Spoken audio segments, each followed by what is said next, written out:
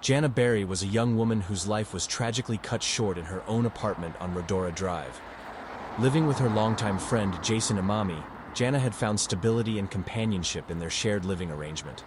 The 20-something had built a comfortable routine, going to bed early and trusting in the safety of her home. But on one horrific night, that sense of security would be shattered forever.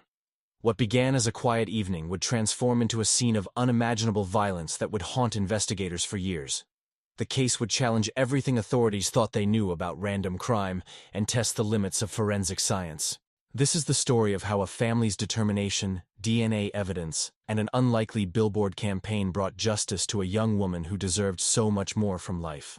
If you're interested in true crime cases that showcase the power of never giving up, please like this video, subscribe to our channel, and share with others who appreciate stories of justice. On that terrible night, Jason Imami would burst through the doors of a convenience store, covered in blood and desperate for help.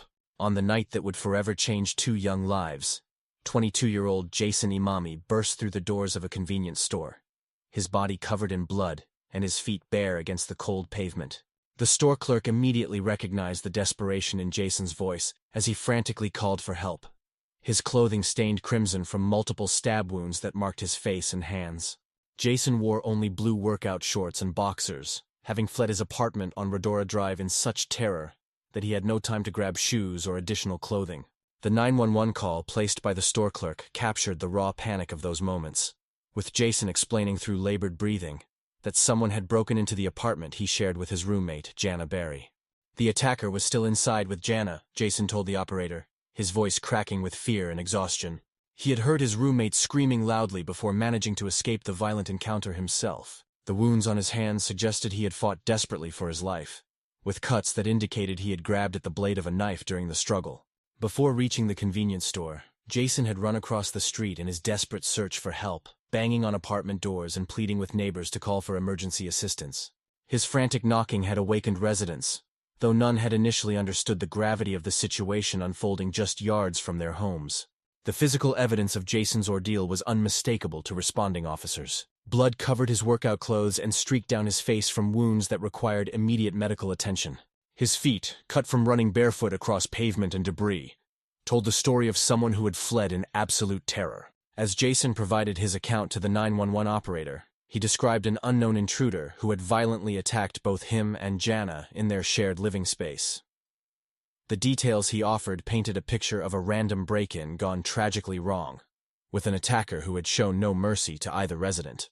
The convenience store became an impromptu command center as emergency responders prepared to rush to the apartment complex. Jason's injuries required medical treatment, but his primary concern remained focused on Jana, who had been left behind with the attacker. His desperate pleas for immediate help reflected the horror of knowing his roommate was still in danger.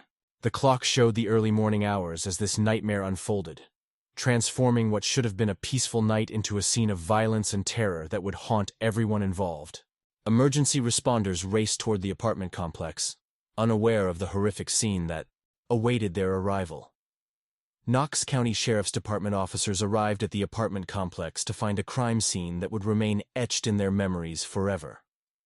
Inside the apartment, they discovered Jana Berry lying on her back near the front door, her body bearing the devastating evidence of a brutal attack. Jana had suffered more than 25 stab wounds concentrated on her neck, chest, and arms, creating a pattern of violence that spoke to the ferocity of the assault. Despite the severity of her injuries, she remained alive when officers found her, though barely conscious and unable to communicate coherently. The sounds she made indicated her desperate fight for survival. The apartment told its own story through the massive amount of blood that had pooled and splattered throughout multiple rooms. Every surface seemed to bear witness to the violence that had occurred, creating a trail that investigators would later follow to reconstruct the final moments of the attack. Emergency medical responders worked quickly to stabilize Jana, carefully placing her on a stretcher before rushing toward the hospital. Meanwhile, Jason was also transported for treatment of his stab wounds, which, while serious, were less severe than those inflicted upon his roommate. The race to save Jana's life proved unsuccessful. She died in the back of the ambulance, never making it to the hospital alive.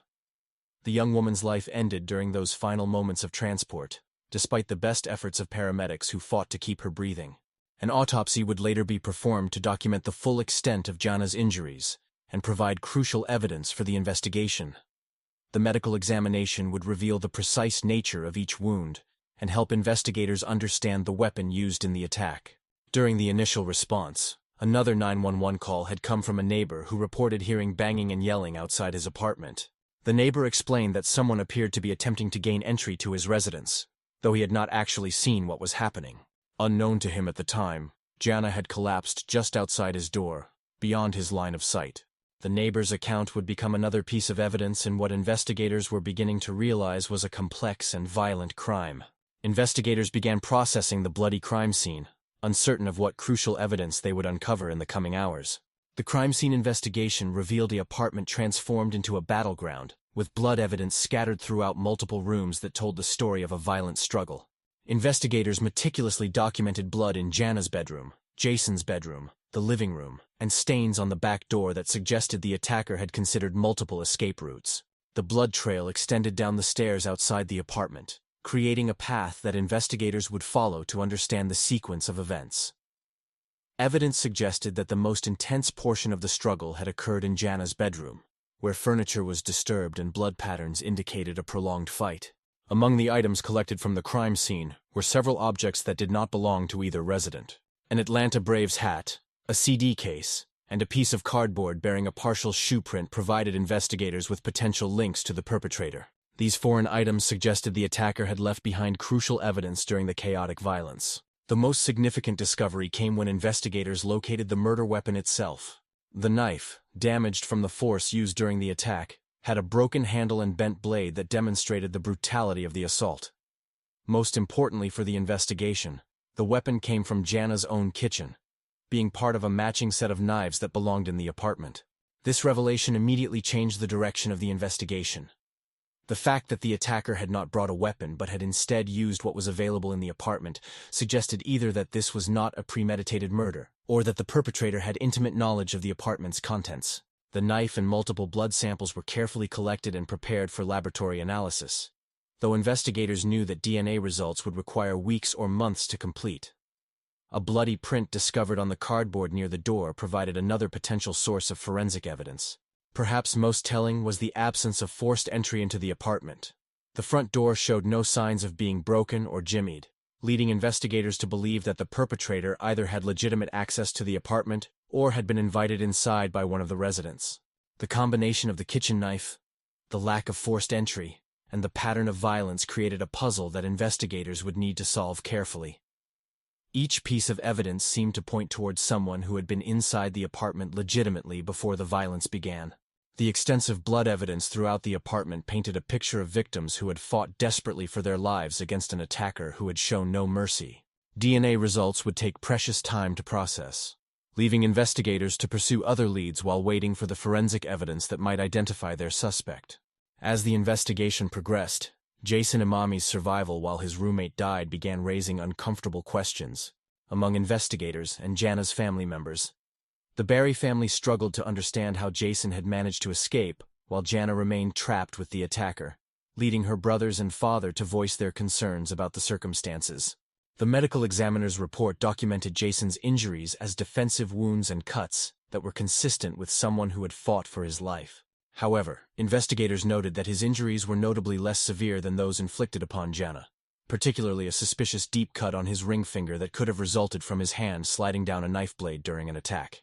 During his formal police interview, Jason provided detailed information about his relationship with Jana, describing their 5-year friendship and explaining how she had moved in with him when she needed a place to stay. Their roommate arrangement had been comfortable and friendly, with no history of conflict or romantic complications. Jason's account of the night began with both residents following their normal evening routines. He explained that Jana had gone to bed by 10:30 in the evening, while he had stayed awake until approximately 12:30 before going to sleep himself. The apartment had been quiet and secure when he retired for the night. According to Jason's statement, he was awakened around 4 in the morning by the sound of Jana screaming. Initially, this had not alarmed him, because Jana had previously asked him to check on her if she ever seemed scared or distressed during the night. Their friendship included this understanding that he would respond if she needed help. Jason described leaving his bedroom to investigate and encountering a dark figure emerging from Jana's room. The confrontation that followed involved a violent struggle during which the attacker punched him and stabbed him multiple times. Jason fought desperately for the knife, eventually managing to break free when he saw a clear path to his bedroom door. During his interview, Jason worked with police artists to create a composite sketch of the attacker he claimed to have encountered. His description included physical details and clothing that investigators could use in their search for the perpetrator. Jason appeared cooperative and eager to help solve the case. However, investigators remained cautious about Jason's account due to several factors that raised suspicion. The inconsistencies in his story, combined with the fact that the murder weapon had come from inside the apartment, suggested possibilities that investigators needed to explore thoroughly. The question of how Jason had managed to escape while Jana had not continued to trouble both law enforcement and the victim's family. His survival, while fortunate, created doubt about whether his version of events told the complete truth about what had happened that night. Police decided to take Jason back to the crime scene to test whether his story matched the physical evidence they had collected. On December 9th, investigators conducted a detailed walkthrough of the crime scene with Jason Amami to verify whether his account of the events matched the physical evidence. This crucial test would either support his story or reveal inconsistencies that could indicate deception. Jason carefully retraced his movements from that night, demonstrating how he had awakened and walked to check on Jana after hearing her screams. He showed investigators exactly where he had encountered the attacker, and described the violent struggle that had followed in precise detail. His description of being pushed back against the bedroom wall during the fight was corroborated by blood smears that investigators had found on the drywall. This physical evidence supported Jason's account of the struggle and suggested that his version of events was accurate. Jason continued the walkthrough by showing his escape route through the apartment, explaining how he had run through various rooms before making it outside. He described running down the stairs and seeing a figure hiding near bushes by the pool area before continuing his desperate flight to the convenience store. The walkthrough began to convince investigators that Jason was telling the truth about the attack. His story aligned consistently with the blood trail and physical evidence that had been collected from the apartment. The correlation between his account and the forensic evidence suggested that an unknown intruder had indeed been responsible. However, the investigation took an unexpected turn when police received a tip about Michael Pear, also referred to as Pival in some reports, who lived nearby and had been involved in local theft activities. The tipster suggested that Michael might have information about the murder. When investigators went to Michael's trailer, they immediately noticed a carpet cleaner in the living room, which raised suspicions about potential evidence cleanup following the crime. More promising was the discovery of shoes that appeared to match the partial print that had been found at Jason's apartment. Michael was brought in for questioning, and during his interview, he made shocking admissions about being involved in the homicide. He claimed that the murder was drug-related, and that Jason and Jana had owed money to a drug dealer, providing a potential motive for the attack. Investigators believed they might have finally found their perpetrator, but forensic testing would soon reveal whether Michael's claims were truthful or misleading. Laboratory analysis of Michael Pear's shoes revealed that his involvement in the murder had been fabricated. The wear patterns on his footwear were completely inconsistent with the shoe print that had been recovered from Jason's bedroom, eliminating him as a suspect in the case. Further investigation into Michael's background revealed that he suffered from mental health issues and had been seeking attention through his false confession. His detailed claims about drug-related motives proved to be entirely fictional, as investigators found no evidence connecting either Jason or Jana to illegal drug activities. With Michael cleared from suspicion, the investigation returned to square one, leaving investigators without viable suspects or clear leads. Jason agreed to undergo a polygraph test to definitively clear his name from any remaining suspicion about his involvement in the murder. The initial interpretation of Jason's polygraph results suggested deception, causing investigators to refocus their attention on him as a potential suspect. However, when two additional polygraph experts reviewed the same results, they determined that the test was actually inconclusive, further clearing Jason of suspicion. The breakthrough that investigators had been waiting for finally arrived when DNA results returned from the laboratory. The analysis showed 3 distinct DNA profiles from the crime scene: Jason's DNA, Jana's DNA, and a third unknown male's DNA that supported Jason's account of an unknown intruder. Despite this crucial evidence, the case began to stagnate as investigators had no matches for the unknown DNA profile in their database systems. The investigation was reaching a dead end, with no clear path forward for identifying the perpetrator. During this difficult period, Jana's mother, Joan Barry, became a tireless advocate for keeping her daughter's case in the public eye. Joan drove regularly from Atlanta to Knoxville on her days off, distributing flyers about Jana's unsolved murder throughout the community. Joan contacted multiple television stations and blanketed local businesses and public areas with information about the case. Her determination to maintain public awareness reflected a mother's refusal to let her daughter's murder be forgotten by the community and law enforcement. The family's efforts to keep the case visible would prove crucial in the months ahead, though they could not have predicted how their persistence would eventually lead to justice. 3 years later, in 2007, with the case seemingly stalled despite the family's tireless efforts, an unexpected breakthrough would change everything. In April 2007, the Berry family's determined campaign to keep Jana's case in the public eye finally yielded the breakthrough that investigators had been seeking for 3 long years.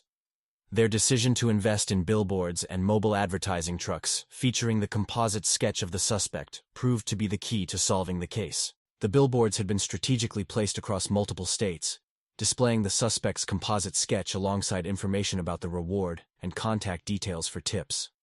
Joan and her family had spent considerable resources on this public awareness campaign, driven by their belief that someone, somewhere, would recognize the face in the sketch. Their persistence was rewarded when a driver happened to look up at one of the billboards during his daily commute. The face in the composite sketch was immediately familiar to him, and he recognized it as someone he knew personally. Without hesitation, he contacted the Knox County Sheriff's Office to report the identification. The tipster identified the person in the sketch as Taylor Lee Olson, providing investigators with their first solid lead in years. When detectives researched Taylor's background, they discovered that he had only minor criminal charges in his history, nothing that would have predicted involvement in a violent crime like murder. However, when investigators compared Taylor's photograph to the composite sketch that had been created with Jason's help, the resemblance was remarkable. The facial features, bone structure, and overall appearance matched closely enough to justify further investigation into Taylor as a potential suspect. Even more promising was the discovery that Taylor lived only 15 minutes away from the apartment where the murder had occurred. This proximity placed him in the geographic area where he could have easily accessed the crime scene without requiring extensive travel or planning. Investigators learned that Taylor had an outstanding warrant for his arrest from another jurisdiction, providing them with legal grounds to bring him into custody for questioning. This warrant gave them the opportunity to obtain DNA samples and conduct interviews without revealing their true purpose initially. When arrested on the outstanding warrant, Taylor denied having any knowledge about Jana's murder. He claimed that his only awareness of the case came from seeing news reports about it several years earlier. Despite his denials, Taylor voluntarily agreed to provide a DNA sample for comparison with the evidence collected from the crime scene. The months-long wait for DNA analysis results began, during which investigators cautiously hoped that they had finally identified their suspect. The billboard campaign had generated the lead they needed, proving that the family's refusal to give up had been instrumental in advancing the case. In September 2007, DNA results finally returned, potentially confirming whether Taylor Olson was indeed responsible for Jana's murder. The September 2007 DNA results provided investigators with the evidence they had been seeking since the night of the murder. Laboratory analysis confirmed a perfect match between Taylor Olson's DNA sample and the unknown male DNA that had been recovered from the crime scene, definitively placing him in Jana's apartment during the attack. Armed with this irrefutable forensic evidence, investigators brought Taylor in for questioning without initially revealing the true purpose of the interview. Taylor appeared calm and collected when he arrived, assuming that he was being questioned about an unrelated theft charge that he believed had brought him to the attention of law enforcement. When confronted with the DNA evidence proving his presence in Jana's apartment on the night of the murder, Taylor's demeanor changed dramatically. He appeared genuinely shocked and distressed by the revelation, initially maintaining his innocence and claiming that he had never been to the apartment and had never killed anyone. The interrogation continued over 3 days, during which investigators methodically presented evidence and challenged Taylor's denials.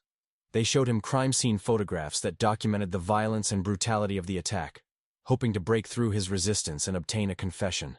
Finally, under the sustained pressure of the evidence and interrogation, Taylor began to crack. The crime scene photos appeared to have a profound effect on him, and he gradually started to admit his involvement in the events of that night. Taylor's confession revealed that he and his friend Noah Cox had been stealing from cars in the apartment complex that night when they became separated. looking for car keys that would allow him to steal a vehicle and get home. Taylor had discovered that Jana's apartment door was unlocked and had entered looking for keys with car alarms attached. According to Taylor's account, Jana discovered him in her bedroom and asked who he was, which escalated the situation beyond his original intention of simple theft. Taylor claimed that Jana had tried to stab him first, prompting him to fight back in what he described as a frenzied rage, during which he took the knife away from her. Taylor admitted that he went kind of crazy during the attack, losing control and stabbing both Jana and Jason multiple times. He claimed not to remember much about his encounter with Jason until he later saw news reports mentioning that there had been 2 victims in the attack. The emotional impact of Taylor's confession extended beyond the investigators when his mother and sister were brought in to hear his admission of guilt. The devastating revelation that their loved one was responsible for such brutal violence left his family members in shock and disbelief.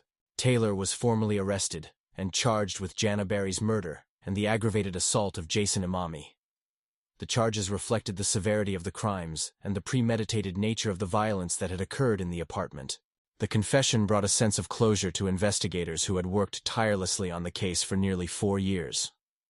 For Jana's family, the identification and arrest of her killer provided answers to questions that had haunted them since the night of the murder.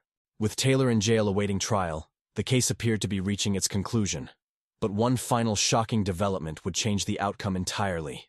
Just before Taylor Olson's trial was scheduled to begin, Detective Brad made a devastating phone call to Joan Berry that would forever alter the conclusion of her daughter's case. Taylor had committed suicide in his jail cell by hanging himself, ensuring that he would never face trial for Jana's murder. In his final written statement, Taylor made one last attempt to avoid responsibility for his actions. He maintained his innocence and blamed his friend Noah Cox for the murder, claiming that Noah had been the actual perpetrator of the violence that night. Investigators thoroughly followed up on Taylor's final accusation by testing Noah Cox's DNA against the evidence collected from the crime scene. The laboratory analysis found no evidence whatsoever linking Noah to the crime, completely clearing him of any suspicion and proving that Taylor's final claim was another lie. Despite Taylor's last-ditch effort to shift blame, Jana's family viewed his suicide as a clear admission of guilt. Joan Berry stated that Taylor's decision to write letters claiming innocence and then kill himself represented a coward's admission of guilt that confirmed what the DNA evidence had already proven. The case brought about positive legislative change through the John Berry Act, which Jana's parents successfully lobbied for in Tennessee. This law allows DNA collection from individuals arrested for violent crimes, ensuring that future cases would not face the same investigative delays that had initially hampered the pursuit of justice for Jana. The Berry family's determination to seek justice, combined with advances in DNA technology and their public awareness campaign, ultimately led to identifying Jana's killer.